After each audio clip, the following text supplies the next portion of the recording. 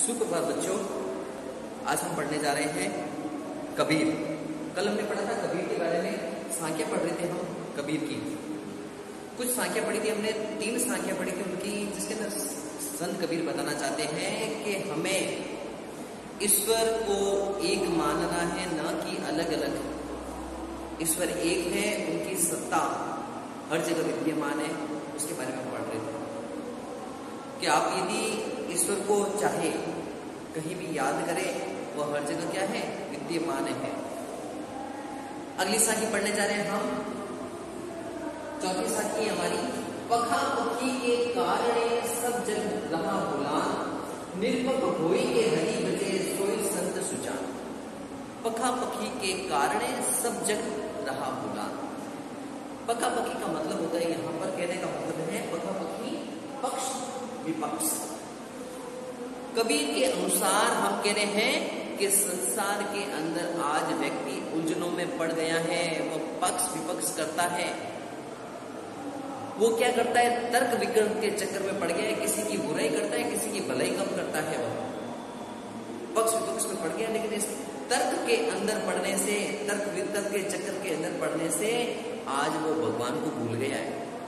भगवान को किस तरह भूल गया है कि वो एक दूसरे की क्या बुराई करने लग गया है। उसके चक्कर के अंदर वह क्या किया, उसने जग गुलाम, सब जग रहा गुलाम, इस संसार को भूल गया है। जो चलाने वाले ईश्वर को उसने क्या किया, भूल गया है, क्योंकि उसके द्वारा ही सत्ता चल रही है और हम उसको सत्ता को हम क्या कर रहे हैं, भुला रहे हैं। निरपक होई के हरि बजे सोई संत सुजान। निरपक होई के हरि बजे सोई संत सुजान। निरपक का मतलब होता है निष्पक्ष। आज यदि हम कोई विवाद हो उससे दूर रहे, निष्पक्ष अपना क्या करे, फैसला करे, तो वही क्या है, सुजान अर्थात ज्ञानी पुरुष है। कहने का मतलब है सच्चा संत तो वही है जो निष्पक्ष भाव से क्या करे, ईश्वर की सेवा करे, ईश्वर की भक्ति करे, ईश्वर के शरण में रहे, वही सच्चा क्या है, संत है। कौन कह रहा है ये, कबीरदास जी कह रहे हैं।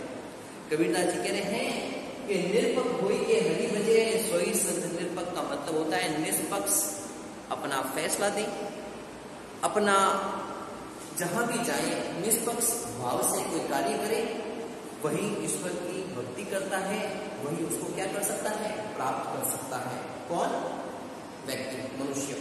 मनुष्य क्या कर सकता है, निष्पक्ष भाव से ईश्वर की भक्ति करे तो वही उसको क्या कर सकता है, प्राप्त कर सकता है। ज्ञानी पुरुष है वह, और वही सच्चा क्या होता है, संत होता है।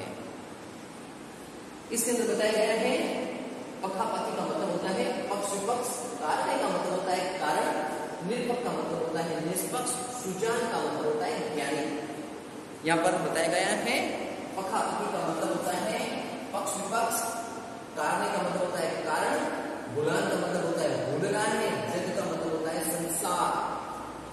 जग का मतलब क्या होता है, संसार। निरपक का मतलब होता है निष्पक्ष। हरि बजे, हरि का मतलब होता है ईश्वर। संत सुजान, सोई यही वही होता है। सुजान का मतलब होता है यहाँ पर ज्ञानी।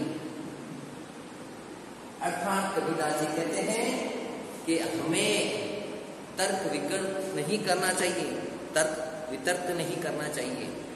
उस चक्कर के अंदर हम किसको भूल गए हैं, ईश्वर को भूल गए हैं। हम उनकी शरण में नहीं है हम, क्योंकि हम तो क्या है, उलझन की पक्ष गए, किसी का पक्ष करना है, हम किसी पक्ष के अंदर बोलते हैं, कभी किसी विपक्ष में बोलते हैं, तो उसके चक्कर में हम अपने जो ईश्वर है शरण देने वाला, हम उसको क्या कर रहे हैं, भूल गए हैं। इसलिए कबीरदास जी कहना चाहते हैं कि हमें तो क्या करना चाहिए, हमें तो वह करना चाहिए जिसका क्या हो, संसार के अंदर तर्क वितर्क नहीं करता हो, अपना सच्चा समय और निष्पक्ष भाव से जिसको कार्य करे, वही ईश्वर को क्या कर सकता है, प्राप्त कर सकता है। तो ये थी पहली साखी। दूसरी साखी हम कहने जा रहे हैं कि हिंदू मुआ राम कहीं, मुसलमान खुदाई, कहे कबीर सो जीवता, जो रूह के निकट न जाए। कबीरदास जी दूसरे में कह रहे हैं कि हिंदू मुआ राम कहीं, मुसलमान खुदाई, कहे कबीर सो जीवता, रूह निकट न जाए। हिंदू मुआ मुआ का मतलब होता है मरा हुआ, नकारा व्यक्ति। नकारा व्यक्ति क्या होता है? कहने का मतलब है यहाँ पर नकारा जो मृत्यु हो जाती है उसमें नकारा चीज हो जाती है, यहाँ पर नकारा बताया गया है किसको? मुआ का मतलब होता है नकारा। मुसलमान खुदाई, खुदा मतलब होता है यहाँ पर अल्लाह, खुदा, अल्लाह खुदा है। राम, हिंदू किसकी करता है? राम की पूजा करता है और मुसलमान करता है खुदा की। कहने का मतलब है यहाँ पर कि जब मनुष्य होता है कबीर के अनुसार के हिंदू जो है, जो हिंदू जो लोग होते हैं वो राम का नाम लेकर मर जाते हैं और मुसलमान क्या करते हैं? खुदा खुदा कहते हुए ईश्वर को प्राप्त हो जाते हैं, चल जाते हैं। लेकिन वो ध्यान रखो, दोनों अलग अलग नाम ले रहे हैं, लेकिन क्या ईश्वर उनको प्राप्त हुआ? नहीं। क्यों नहीं प्राप्त हुआ? क्योंकि उन्होंने दोनों के बीच में क्या कर दिया? भेदभाव कर दिया, कट्टर हो गई एक दूसरे के। क्या मैं तो हिंदू का नाम राम का ले रहा हूँ और मुसलमान के नाम पर खुदाई का ले रहा हूँ। खुदाई का मतलब होता है यहाँ पर खुदा और हुआ का मतलब होता है मरा हुआ। कहने का मतलब है कि दोनों अपने अपने ईश्वर का नाम लेते हैं, लेकिन वास्तव में क्या करते हैं? वो व्यक्ति जीवित कहलाना का अधिकारी नहीं है कि उन्होंने क्या कर दिया? एक ईश्वर को अलग अलग बांट दिया। कैसे बांट दिया उन्होंने? कि मैं तो मेरे राम का नाम लेता हूँ, मैं अपने खुदा का नाम लेता हूँ, लेकिन करने वाला तो एक ही है। कौन है वह? ईश्वर। और ईश्वर की सत्ता एक है, लेकिन हिंदू और मुस्लिम ने आकर यहाँ पर क्या फैला दी? भेदभाव कर दिया, कट्टरता कर दी दोनों के अंदर।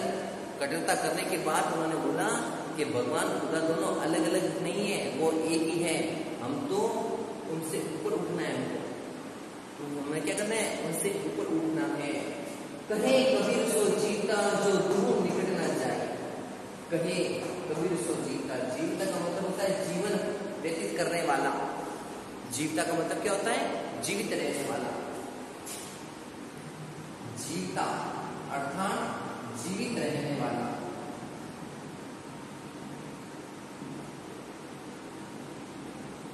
क्या है कि कहे कबीर सो जीता जो दूर निकट ना जाए। कबीरदास जी कहते हैं कि जो दोनों के अंदर मतभेद पैदा करे वो क्या है? जीवित नहीं रह सकता। उससे तो क्या करना चाहिए? दो मुख के निकट ना जाए, दोनों के बीच में न जाए, अपना रास्ता क्या करे? अलग रखे। वही मनुष्य क्या कर सकता है? जीवित रह सकता है, उससे उठकर बात करे, भेदभाव न करे। वही व्यक्ति क्या कर सकता है? जीवित रह सकता है और मनुष्य क्या है? इस संसार को अच्छे से पा सकता है, क्योंकि दोनों की सत्ता क्या है? एक। उनके अंदर मतभेद नहीं करना है। तो वापस देखिएगा, हिंदू मुहा राम ही, मुसलमान खुदाई, कभी कबीर सो जीवता जो दूर निकट न जाए। कह रहे हैं कि कबीरदास जी कह रहे हैं कि जो राम नाम का नाम लेकर और मुसलमान खुदा का नाम लेकर क्या कर गए? मर गए। लेकिन ईश्वर को क्या नहीं करते? दोनों ईश्वर को नहीं पा सके। दोनों ने क्या किया? भेदभाव पकड़कर क्या किया? उन्होंने कट्टरता पर प्रस्तुत कर दी। लेकिन कबीरदास जी कहता है कि संसार के अंदर वही व्यक्ति जीवता है। जीवता मतलब वही जीवन यापन करता है, जीवित रहता है, जो इन दोनों से क्या करे? ऊपर उठे, भेदभाव न करे, संप्रदाय क्या करे? भेदभाव न करे, कट्टरता न करे, इन दोनों से क्या रहे? दूर रहे। वही मनुष्य इस संसार के अंदर क्या करेगा? जीवित रह सकता है। अगला देखिएगा, काबा फिरी काशी बया राम बया रहीम, मोट चून मेदा बया बैठी कबीरा जी। काबा, काबा क्या है? काबा है मुस्लिम का पवित्र स्थान। मुस्लिम का क्या होता है? पवित्र स्थान, जहां पर वो क्या करते हैं? जहां पर वो जाते हैं, मुसलमान का पवित्र तीर्थ स्थान है, वहां पर वो जाता है। काशी बया कह रहे हैं कि मुस्लिम लोग होते हैं वो कहाँ जाते हैं? काबा। काबा का मतलब होता है वहां पर तीर्थ स्थान है, काबा जाते हैं। और हिंदू कहाँ जाते हैं? राम बया रहीम बया। और राम क्या है? बया रहीम। और वो कहाँ जाते हैं? काशी। दूसरे कहाँ जाते हैं? काशी जाते हैं। राम बया रहीम कहते हैं। काबा फिरी काशी बया राम रहीम बया। बया रहीम कहते हैं कि नाम कौन लेता है? हिंदू होते हैं तो रहीम का नाम, राम और रहीम का नाम लेते हैं। और काबा फिरे काशी बया। और वो दोनों क्या करते हैं? मुस्लिम भी क्या करते हैं? जाते हैं काबा। मोट चून मेला बया बैठा कबीरा जीव कहते हैं कि मोट का मतलब होता है यहाँ पर मोटा अनाज, बया मतलब होता है हो गया, चून का मतलब मोट चून भया बैठा कबीरा जीव। कहने का मतलब है यहाँ पर धार्मिक स्थान बताए गए दोनों के अलग अलग, किनके? मुस्लिम के काबा और हिंदू का क्या बताया है? काशी। दोनों के पवित्र स्थान हैं, दोनों अलग अलग जगह पर जाते हैं पवित्र स्थान पर, लेकिन क्या है वहां पर जाने पर भी उनको समझ में नहीं आ रहा है कि हमारे जो तीर्थ स्थान है वो एक ही है। भले मैं कहीं भी जाऊं मुझे तो क्या है वहीं उनकी ईश्वर की प्राप्ति होती है। लेकिन कह रहा है कि मोट चून मैदा भया बैठे कबीरा जी। मोट का मतलब होता है मोटा अनाज होता है अलग अलग प्रकार का, लेकिन जब वो क्या करते हैं चक्की के अंदर पीसने जाते हैं तो आगे जाकर क्या बन जाता है? चून मतलब होता है आटा, मैदा भया वो क्या बन जाता है? आटा बन जाता है। किसका? मोटे अनाज का। और वही बैठे कबीरा जीव, बैठे कबीरा जीव मतलब खाने पर, जीव का मतलब होता है भोजन करना। लेकिन जब हम भोजन करने बैठते हैं तो वो क्या हो जाता है? एक जैसा हो जाता है। कहने का मतलब है धार्मिक जो लोग हैं वो अलग अलग संप्रदायों से क्या है अपने आप को बताते हैं, लेकिन अंत में जाकर क्या होता है वह चीज तो एक ही होती है, धर्म। और धर्म में भी क्या होती है? ईश्वर। ईश्वर को हमने क्या माना है? एक माना है। इसलिए कहता है उन्होंने दो चीजों से बताया कि ईश्वर दोनों में तो क्या है एक ही, हम तीर्थ स्थान पर जाएं लेकिन दोनों क्या है? एक है। मोट चून मैदा भया बैठे कबीरा जी। कहते हैं कि भले हिंदू हो या मुसलमान हो, दोनों क्या है पवित्र स्थान पर जाते हैं, सब कुछ करते हैं, लेकिन जिस तरह मोटा अनाज होता है चक्की में पीसने के बाद क्या होता है? एक जैसा हो जाता है और खाने के काम आता है। बैठे कबीरा जीव, जीव का मतलब होता है भोजन करता है। भोजन यहाँ पर किस चीज का करता है? जब किसी तरह का अनाज है वो पीसने के बाद क्या होता है? आटा बन जाता है मैदे के समान, और वही क्या करता है? उसे अपनी भूख मिटाता है।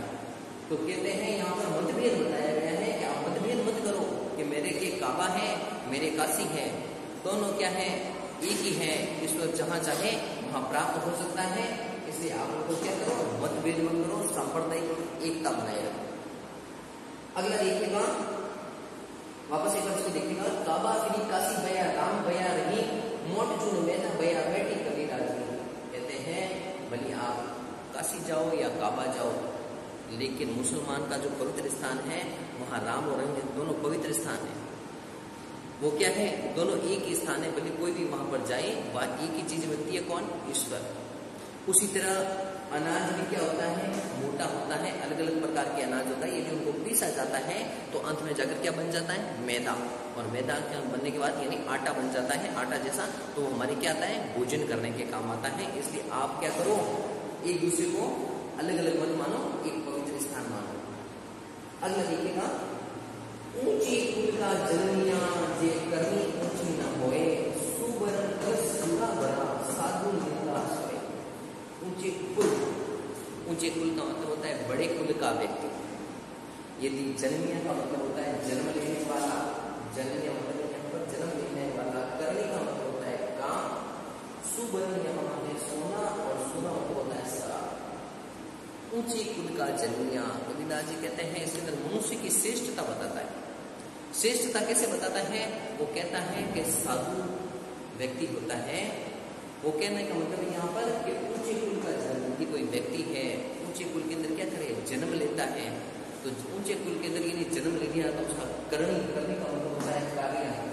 उसका काम क्या नहीं होता है? ऊंचा नहीं होता है। ऊंचा काम कब होता है? जब अपन अच्छे कार्य करें, किसी का अच्छा भला सोचे, तो अपना क्या होता है? अपना कार्य ऊंचा होता है। लेकिन कबीरदास जी कहते हैं कि सिर्फ एक जन्म लेने से क्या होता है? ऊंचे कुल का जन्म लेने से क्या होता है? करनी ऊंची, काम ऊंचा नहीं हो जाता उसका। ऊंचे कुल में सिर्फ जन्म लेने से काम ऊंचा नहीं होता है, उसके लिए काम करना पड़ता है। क्या काम करना पड़ता है? अच्छे कुल में जाना पड़ता है, अच्छे श्रेष्ठ कर्म करने पड़ते हैं हमको। श्रेष्ठ कर्म क्या करने पड़ते हैं? अच्छे कर्म करने पड़ते हैं। किसी का बुरा नहीं करना पड़ता है। श्रेष्ठ कर्म करेंगे तो ईश्वर हमें क्या करेगा? लाभ देगा, नहीं तो हमें भी लाभ नहीं देगा। दूसरा देखिएगा, जन्म में बताया यहाँ पर जन्म लेने वाला। करनी ऊंची न हो, करनी मतलब होता है यहाँ पर कार्य। सुवर्ण मतलब होता है सोना, कलश सूरा बड़ा शराब का, साधु निंदा सोए। कहने का मतलब है यहाँ पर कि सुवर्ण कलश सूरा बड़ा साधु निंदा सोए। कह रहे हैं कि सोने का कलश है, यदि उसके अंदर क्या है?